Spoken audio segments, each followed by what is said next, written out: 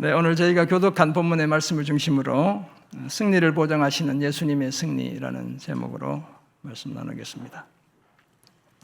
모사제인 성사제천이라는 말이 있습니다. 일의 계획은 사람에게 달렸지만 일의 성공은 하늘에 달렸다는 뜻이 되겠습니다. 이 고사성어는 삼국지에서 유래한 것입니다. 적벽대전을 치르던 제갈량이 지금 보면 저기 붉은 글씨로 적벽 이렇게 적어놓고 실제로 바위는 붉은 바위가 아니에요. 보니까 고대는 붉은 바위였을 수도 있겠지만 화용도에서 조조를 놓아주는 장면에서 등장하는 말이 되겠습니다. 제갈량이 자신의 능력으로, 제갈량은 제갈 공명을 가리킵니다. 할 수 있는 모든 것을 다 했지만 조조의 목숨을 취하지 못하게 되자 그것이 하늘의 뜻에 달렸음을 깨닫게 되고 했던 말이 바로 모사제인 성사제천입니다. 그리고 그 뒤에 불가강야라는 말이 더해지고 있어요. 어떻게 내가 강제할 수 없구나 이렇게 이야기하는 겁니다. 우리 성경도 이와 비슷한 취지의 말을 여러 곳에서 소개하고 있습니다. 제자에 따르면 사람이 마음으로 자기의 길을 계획할지라도 그의 걸음을 인도하시는 이는 누굽니까? 여호와이십니다. 사람의 마음엔 많은 계획이 있어도 오직 누구의 뜻만이? 여호와의 뜻만이 완전히 섭니다. 사람의 걸음은 여호와로 말미암기에 사람은 자기의 길을 다 알지 못합니다. 예레미야 선지자도 여호와여 내가 알거니와 사람의 길이 자신에게 있지 아니하니 걸음을 지도함이 걷는 자에게 있지 아니하니이다 라고 고백합니다. 이처럼 성공이나 승리는 사람의 뜻대로 다 되지 않습니다. 다 됐다면 우리가 다 학생들은 다 서울대 갔을 것이고 다 큰 사업하고 떵떵거리며 다 그게 좋은 건 아니지만 어쨌든 뜻한 대로 됐다면 그렇게 됐을 거예요. 유비와 송건이 연합하고 제갈량이 모사로 활약했지만 도망치는 조조를 사로잡지 못했습니다. 이것은 우리의 일상에서도 비슷한데요. 매일 출근 전쟁을 치르는 우리는 부지런히 서둘러도 가끔씩 통근 버스를 놓칩니다. 그래서 택시를 타고 가야 하기도 하고 예정된 시간에 서울로 출근하면 그 전철을 타야 되는데 놓치는 경우가 많지요. 입시 전쟁을 치르면서도 내가 원하는 대학이나 학과를 놓치기도 합니다. 우리가 이제 기도 같이 하지만 너무 우리 자녀들한테 프레셔를 주면 안 돼요. 영적 전쟁에서도 시험과 유혹으로 인해 패배를 자주 경험했던 사람들이 저와 여러분이죠. 그런데 오늘 본문 요한복음 16장 25절부터 33절에서 예수님은 내가 세상을 이겼다라고 선언합니다. 이 이겼다는 말은 주님이 아직 십자가에서 죽으시고 부활하시지도 않았는데 완료형으로 사용되고 있어요. 그러니까 이미 이겼다는 거예요. 예수님은 자신을 외롭게 내버려둘 제자들에게 오히려 평안을 선포하시고 환난을 당해도 담대할 것을 명하시며 자신이 세상을 이겼다고 말씀하신 겁니다. 감사하게도 예수님의 이 승리는 패배를 모르는 완전한 승리입니다. 그래서 그때의 제자들과 오늘 우리의 승리를 보장하고 있습니다. 그래서 오늘 설교의 제목이 우리의 승리를 보장하는 예수님의 승리입니다. 이런 내용을 전하는 오늘 본문이 예수님의 제자로 살아가는 우리에게 시사하는 몇 가지 사실은 다음과 같습니다. 세 가지로 제가 정리해 보았습니다. 먼저 하나님 아버지와 우리와의 새로운 관계가 형성된다는 사실을 오늘 본문이 말해 줍니다. 두 번째는 제자들의 말과 행동을 통해서 보게 되는 것인데요. 진리를 아는 것만으로는 충분하지 않다는 사실을 오늘 본문이 시사하고 있습니다. 그리고 끝으로 세상을 이긴 예수님 때문에 우리가 반드시 이긴다는 사실을 오늘 본문이 말해주고 있습니다. 요한복음 13장에서 시작된 예수님의 다락방 강화가 고별 강화다 이렇게 이야기도 합니다. 막바지에 이르게 되었습니다. 17장도 이제 우리가 다음 주 지나고 11월 첫 주부터 이제 묵상하게 되는데요. 예수님의 다락방 강화의 한 부분이다. 17장도 이렇게 얘기하지만 형태가 좀 독특해요. 왜냐하면 예수님의 기도로 이루어져 있기 때문에 그렇습니다. 예수님은 아들인 자신과 아버지이신 하나님 그리고 그 행하시는 사역에 대한 이해가 아직도 부족한 제자들에게 환난을 당해도 담대하라고 당부하셨습니다. 왜냐하면 자신이 세상을 이기셨기 때문입니다. 이 승리는 수일 내에 예수님의 무덤에서의 부활을 통해 객관적으로 증명될 것입니다. 불과 4, 5일 내에 그것이 증명되게 되어 있습니다. 종말론적으로는 예수님의 재림을 통해 완전히 성취됩니다. 이렇게 세상을 이긴 예수님의 승리가 우리의 승리를 보장한다는 사실을 오늘 본문이 밝히고 있는 것입니다. 이런 내용을 전하는 오늘 본문이 우리에게 시사하는 그 첫 번째 사실로 하나님 아버지와 새로운 관계가 형성됩니다.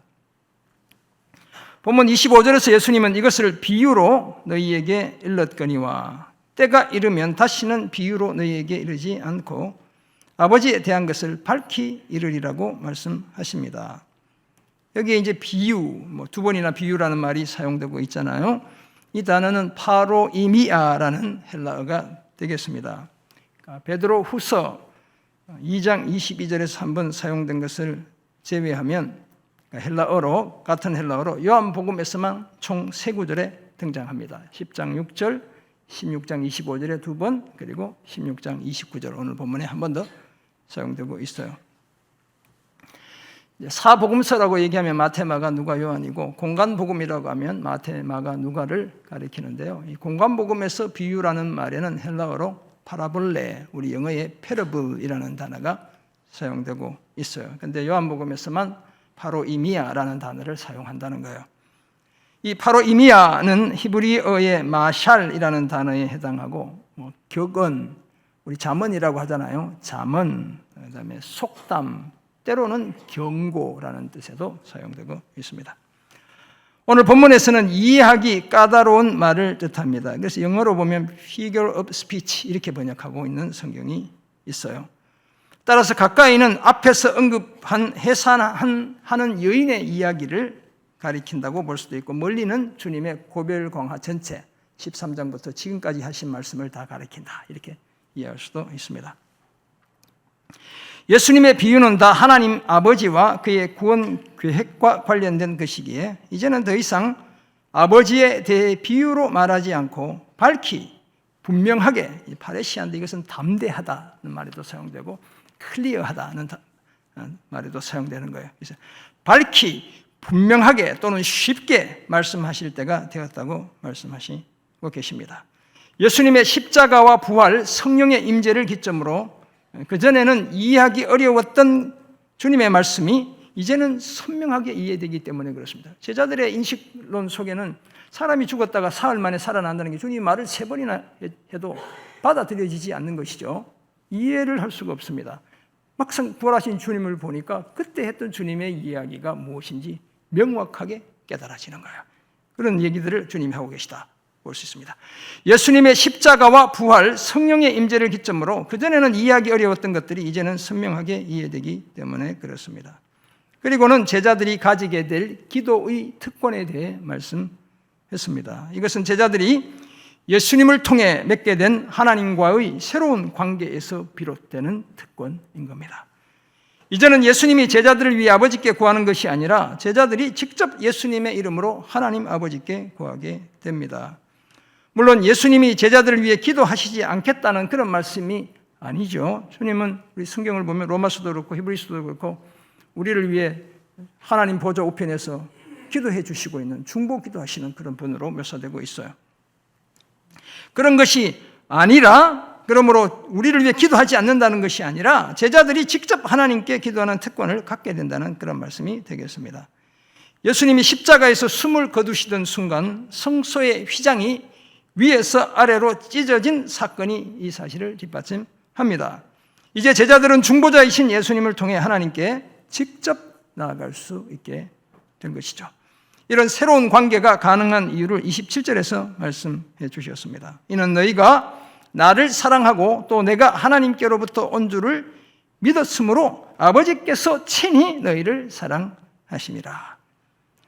헬라어 성경 보면 하나님께 기도할 수 있는 특권을 가졌는데, 왜냐하면 하나님이 친히 너희를 사랑하시기 때문이다. 그렇게 사랑하시는 이유가 뭔가? 너희가 나를 사랑했기 때문이고 내가 하나님께로부터 온 줄을 믿었기 때문이다. 주님 이런 순서로 이야기하고 있어요. 우리 성경은 번역하면 순서를 뒤바꿔 놨지만 그런 순서로 얘기를 하고 있는 거예요.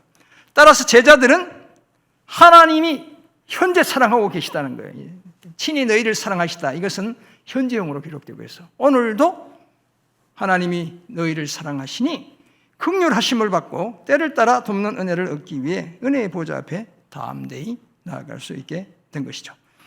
이 모든 것은 아들 예수 그리스도를 통해 제자들이 하나님 아버지와 새로운 관계를 형성했기 때문에 가능한 일입니다. 그것이 바로 은혜의 새 언약인 것입니다. 그래서 우리는 제자들은 새 언약의 중보자 되신 예수님을 통해 하나님의 언약 백성이 되고 하나님의 자녀가 된 것입니다. 사랑하는 성도 여러분, 이처럼 예수님의 십자가와 부활을 통해 새로운 시대가 도래하게 되면 하나님과 사람들의 소통 방식이 달라집니다. 육체로 계시면서 예수님은 하나님이나 하나님 나라와 구원에 관해 사람들과의 소통을 극대화하시기 위해 비유를 사용하신 거예요. 물론 그 비유도 다 이해하는 사람이 극소수였죠. 그러나 아버지 하나님에 대해 밝히 알게 해주시는 성령의 시대가 오면 더 이상 비유로 말씀할 필요가 없습니다. 계시의 영인 성령이 모든 것을 가르치시고 알게 하시기 때문이죠. 그래서 이 성경이 주어진 거예요. 그리고 그날엔 기도하는 방식도 달라집니다. 우리가 직접 예수님의 이름으로 하나님 아버지께 구하게 되기 때문입니다. 죽으시고 부활하신 예수님을 통해 하나님과 새롭고 친밀한 관계를 형성했기 때문에 그렇습니다. 우리가 예수님을 사랑하고 또 예수님이 하나님께로 온 분이심을 믿기 때문이고, 그런 연유로 인해 하나님이 지금도 우리를 사랑하고 계시기 때문이에요. 그렇다고 해서 우리의 수고나 노력이 우리의 구원을 이룬다는 이런 말은 아니죠. 구원은 전적으로 하나님께서 은혜로 주도해 가시는 것입니다. 거기에 따른 우리의 진실한 반응이 필요합니다. 감사하게도 오늘 우리는 그때의 제자들보다 예수님의 말씀을 훨씬 더 잘 이해할 수 있게 되었습니다. 더구나 예수님의 십자가를 통한 죄인들의 구원은 이미 성취되었습니다. 그리고 그 사실이 우리에게 이 성경과 증인들을 통해 생생하게 전해졌습니다. 비유가 아니라 밝히 이르신다는 예수님의 말씀이 성취된 것입니다. 이제 우리는 모두 새 언약의 중보자 되시는 예수 그리스도를 통해 새 언약 백성이 되고 하나님의 자녀가 된 줄 믿습니다. 이런 우리의 새로운 신분과 관계에 걸맞게 아들 예수님과 아버지 하나님을 더욱 사랑하고 온전히 믿는 그런 우리가 되기를 주의 이름으로 축원합니다. 아멘. 오늘 본문이 시사하는 두 번째 사실로 진리를 아는 것만으로 충분하지 않습니다. 본문 28절 주님의 말씀 같이 한번 봉독합니다. 내가 아버지에게서 나와 세상에 왔고 다시 세상을 떠나 아버지께로 가노라. 아멘. 주님이 하시는 말씀이, 지금 주님이 네 가지 동사를 사용하고 계세요. 나왔다, 왔다, 떠난다, 간다. 이게 이제 이 28절에 나와 있는 네 가지 동사인데, 그러니까 이 땅에 오시고 세상 속으로 들어가시고 세상을 떠나시고 아버지께로 고잉백하는, 돌아가시는 그런 일련의 과정을 이 한 문장을 통해 주님이 말씀하고 계세요. 주님의 여정을 소개하고 있다, 이렇게 이해할 수 있습니다. 이처럼 예수님의 기원은 하늘이고 그 종착지도 하늘입니다. 이 땅은 단지 사명을 완수하기 위해 주님이 일시적으로 머무시는 그런 곳이죠. 그렇다면 예수님을 따르는 제자들의 본향도 기본적으로 하늘입니다. 다 아버지의 집에서 왔고 아버지의 집으로 돌아가기에 제자들이 이 땅에 머무는 이유도 주님의 이유와 마찬가지로 사명을 완수하기 위해 우리가 이 땅에 잠시 머무는 겁니다. 이런 말씀을 들은 제자들이 웬일인지 이번엔 지금은 밝히 말씀하시고 아무 비유로도 하지 아니하신다고 말합니다. 그리고 우리가 지금에야 주께서 모든 것을 아시고 또 사람의 물음을 기다리시지 않은 줄 아나이다. 이로써 하나님께로부터 나오심을 우리가 믿나이다 라고 고백하고 있습니다.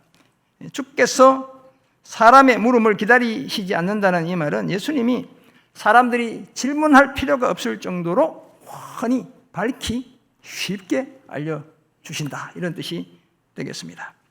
사실 요한복음 전체에서 유대인들은 물론이고 제자들까지도 예수님의 이 여정, 아버지께로부터 나오셔서 아버지께로 되돌아가시는 이 여정을 제대로 이해하지 못했습니다. 어떻게 이해할 수 있었겠어요? 주님이 죽으면 끝인데 주님이 살아날 거라고 아무리 얘기해도 보지 못했기 때문에 온전한 이해가 되지 않는 거예요. 예수님의 기원을 안다고 말하는 유대인, 예수님이 어디서 왔는지를 아는데 이 사람들은 갈릴리 나사렛 출신인 주제에 이렇게 아는 거예요. 하나님 아버지께로부터 왔다는 사실을 모르는 거예요. 이 유대인들의 경우 실제로는 예수님의 여정을 전혀 모르는 자들이었습니다. 다행히도 제자들은 고별 강화가 다 끝나가는 시점에 드디어 3년간 따라다녔던 그 주님의 여정을 이해한다고 말하고 있습니다. 그러나 제자들의 이해는 아직도 제한적인 것이죠. 그 믿음은 여전히 불안했습니다. 다만 이전보다는 이해와 믿음에 어느 정도의 진보를 이루었다, 이렇게 말할 수 있습니다. 그러자 예수님이 31절에 보면 이제는 너희가 믿느냐, 이렇게 말씀하고 계시죠. 제자들의 믿음에 대해 안도하시며 하신 말씀이 아니죠. 일종의 반어법이다, 이렇게 말할 수 있습니다. 제자들이 믿음에 걸맞게 살기를 기대하시며 던지는 말씀입니다.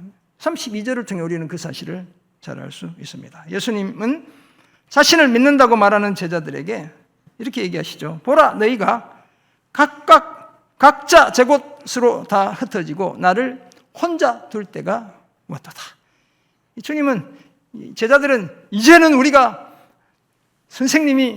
주님이 하나님 아버지께로부터 오신 분임을 믿습니다, 이렇게 얘기하는데 주님이 그런 제자들을 놓고 니네들은 결국 다 도망칠 놈들이야, 이렇게 얘기하시는 거예요. 이렇게 얘기하고 계세요. 제자들이 자신들의 믿음과 정반대로 행동하게 될 것을 말씀하고 계신 것이죠.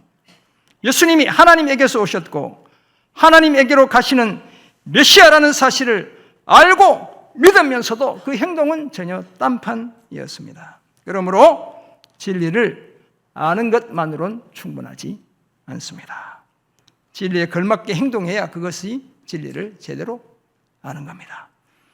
하지만 제자들은 아직 그런 수준에까지 이르지 못했던 것이죠. 사랑하는 성도 여러분, 우리는 예수님이 하나님 아버지에게서 오셨고 십자가에서 죽으셨고 사흘 만에 무덤에서 부활하셨고 40일간 이 땅을 사시다가 하나님 아버지께로 되돌아가셨다는 사실을 밝히 알고 있습니다. 그 예수님이 모든 것을 다 아시는 하나님의 아들이시고 우리의 그리스도라는 사실도 분명히 알고 믿습니다. 그렇다면 오늘 예수의 제자인 우리는 다 우리의 이런 지식과 믿음에 걸맞게 행동해야 마땅한 거예요. 우리는 결코 예수님을 떠나 각자의 곳으로 흩어지지 않아야 합니다. 예수님을 혼자 외롭게 내버려 두지 않아야 하는 거예요. 언제나 예수님을 따라야 하고 예수님과 함께 해야 하는 겁니다. 거듭 말씀드리지만 진리는 아는 것만으로는 충분하지 않습니다. 진리이신 예수님을 아는 만큼 거기에 걸맞은 삶이 뒷받침되어야 마땅한 것이죠. 그것이 예수님을 제대로 아는 것이고 제대로 믿는 겁니다. 우리가 예수님을 온전히 알고 믿는다면 입술의 고백을 넘어 예수의 삶을 우리도 살아내야 될 줄 믿습니다. 나아가 우리의 지식과 믿음이 예수님과의 진정한 인격적인 관계까지 이어져야 될 줄 믿습니다. 그때 우리는 비로소 예수님이 십자가를 지신 것처럼 복음을 위해, 교회를 위해, 하나님 나라를 위해 우리 각자의 십자가를 질 수 있습니다. 예수님을 분명히 알고 믿고 그 지식과 믿음에 걸맞게 행동해 작은 예수의 삶을 살아내는 그런 우리가 되기를 주의 이름으로 축원합니다. 아멘.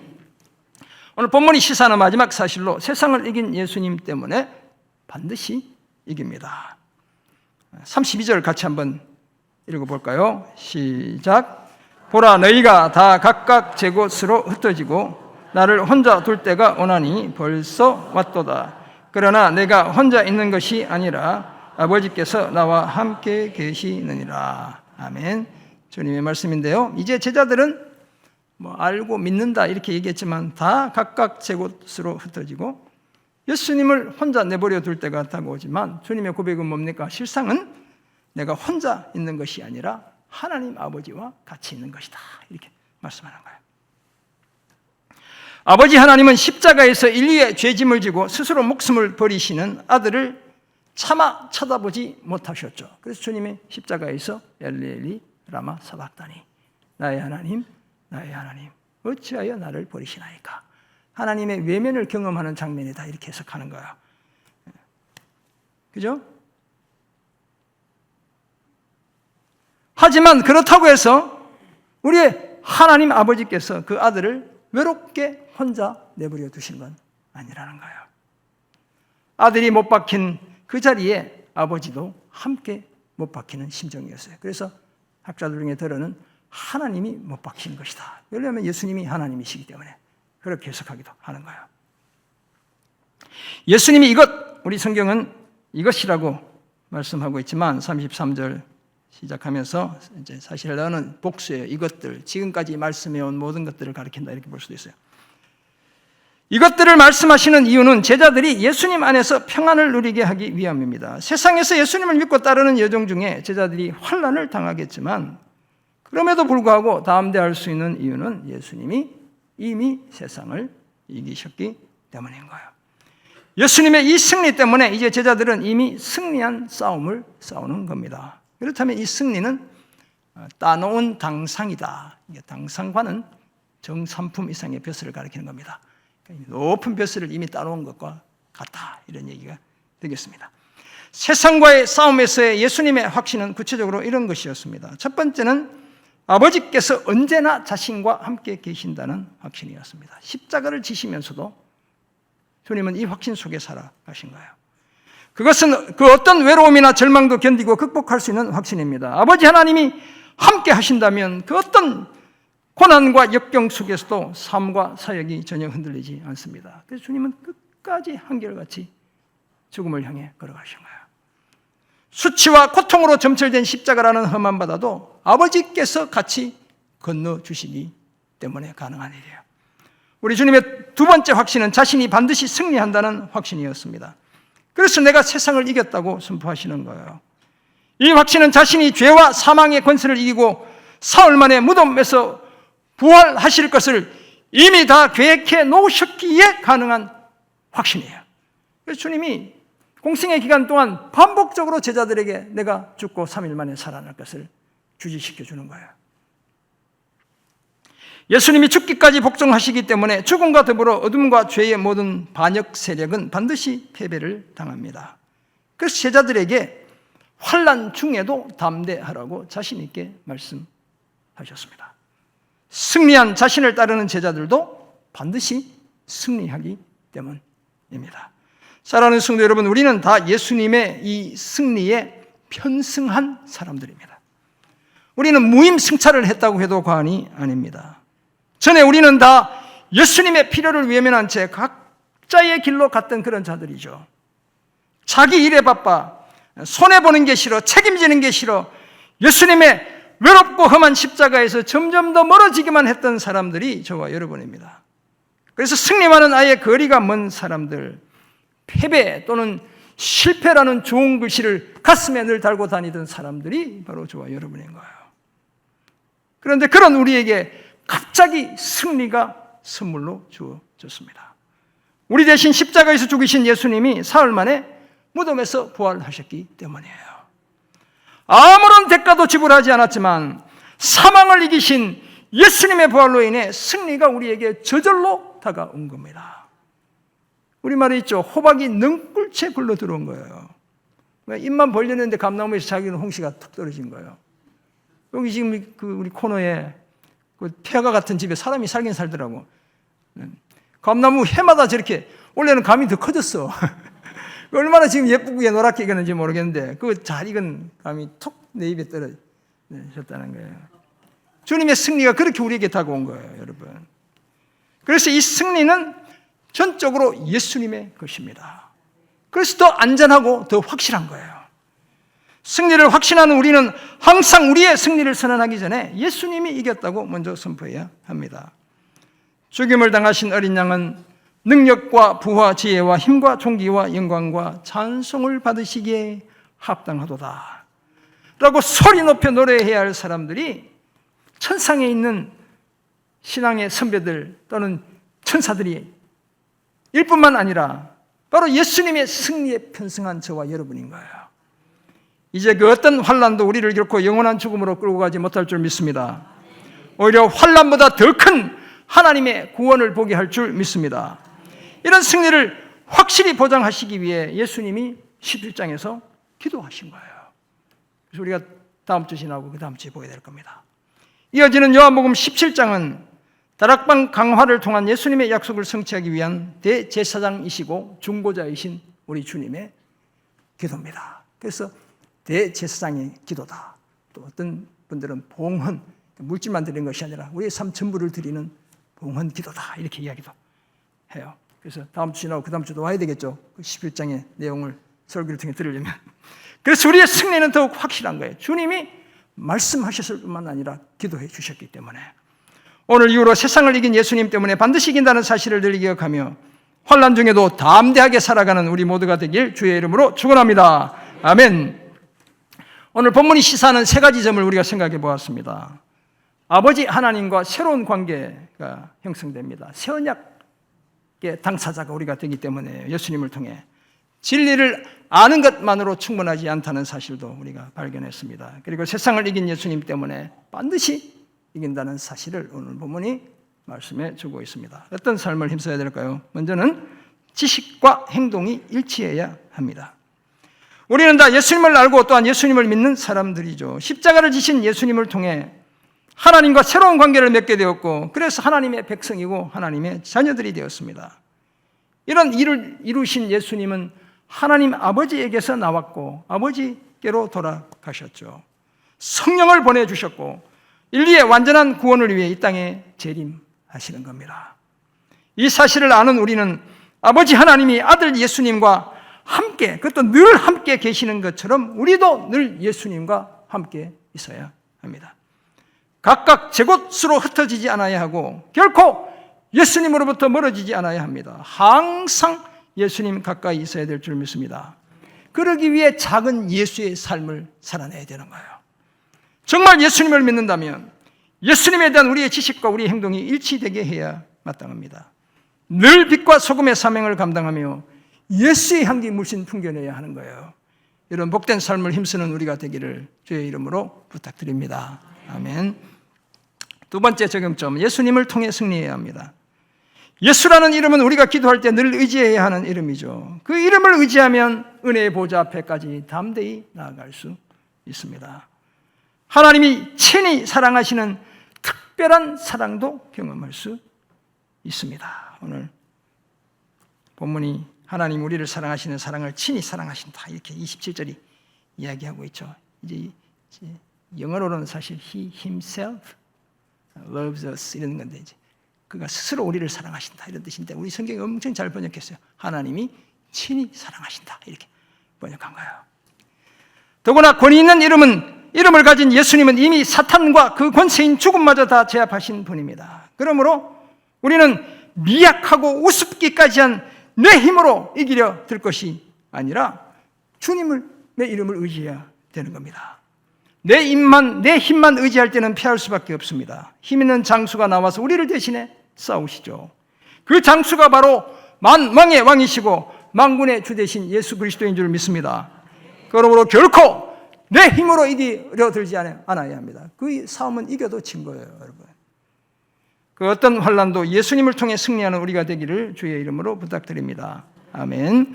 우리가 앞에서 불렀던 찬송가 585장 내 주는 강한 성이요는 여러분 찬송가 이렇게 585장 펴보면 그 위에 이름이 적혀 있어요. 왼쪽은 작사가, 오른쪽은 작곡가예요. 똑같은 이름이 적혀 있습니다. 그 이름이 바로 종교개혁가 마틴 루터인 거예요.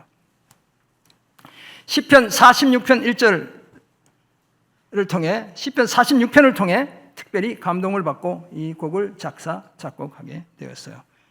내주는 강한 승리요 방패와 병기 되시니 큰 환난에서 우리를 구하여 내시리로다. 옛 원수 마귀는 이때도 힘을 써 모략과 권세로 무기를 삼으니 천하에 누가 당하랴.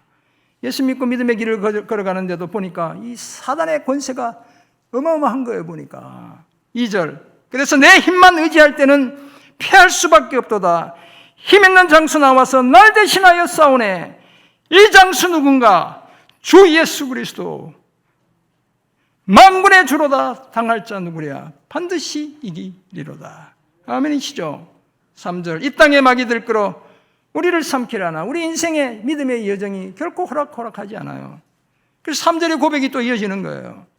겁내지 말고 섰거라. 진리로 이기리로다. 친척과 재물과 명예와 생명을 다 빼앗긴데도 진리는 살아서 그 나라 영원하리라. 아멘. 강한 승리요 방패와 병기 되신 예수 그리스도, 힘있는 장수요 만군의 주 되신 예수 그리스도를 통해 종교개혁의 그 험난한 파도를 뚫고 반드시 승리할 것이라는 다짐과 고백과 소망이 이 찬송 가사 속에 담겨 있는 거예요. 일제강점기에 주기철 목사님과 같은 우리 신앙의 선배들도 이 찬송을 부르며 믿음을 굳건하게 지켜내신 겁니다. 오늘 우리도 같은 자세를 가지고 인생의 그 어떤 위기와 위협과 위험 속에서도 예수님을 앞세워 승리해야 될 줄 믿습니다. 사랑하는 성도 여러분, 십자가에서 죽으시고 부활하신 예수님 때문에 예수를 믿는 모든 사람들이 하나님과의 새로운 관계를 형성하게 되었습니다. 그래서 우리가 하나님의 아들과 딸이 된 거예요. 이런 은혜를 누리는 우리는 그저 예수님을 아는 것을 믿어 넘어 그 지식곧 그 진리에 걸맞게 살아야 될 줄 믿습니다. 뿐만 아니라 그런 우리는 세상을 이긴 예수님 때문에 반드시 이긴다는 확신 가지고 살아가야 될 줄 믿습니다. 항상 진리에 대한 우리의 지식과 행동이 일치되게 하고 예수님을 통해 승리하는 복된 삶을 힘쓰는 귀하신 성도님들 우리 모두가 되기를 주의 이름으로 축원합니다. 아멘. 기도하겠습니다. 사랑의 주님, 오늘 주신 귀한 말씀을 기억합니다. 내가 세상을 이겼기 때문에 너희가 환난을 당하나 담대하라고 말씀하신 주님, 주님의 승리가 우리의 온전한 승리로 선포되어지고 누려지는 역사 주여 허락해 주옵소서. 감사드리며 예수님의 이름으로 기도합니다.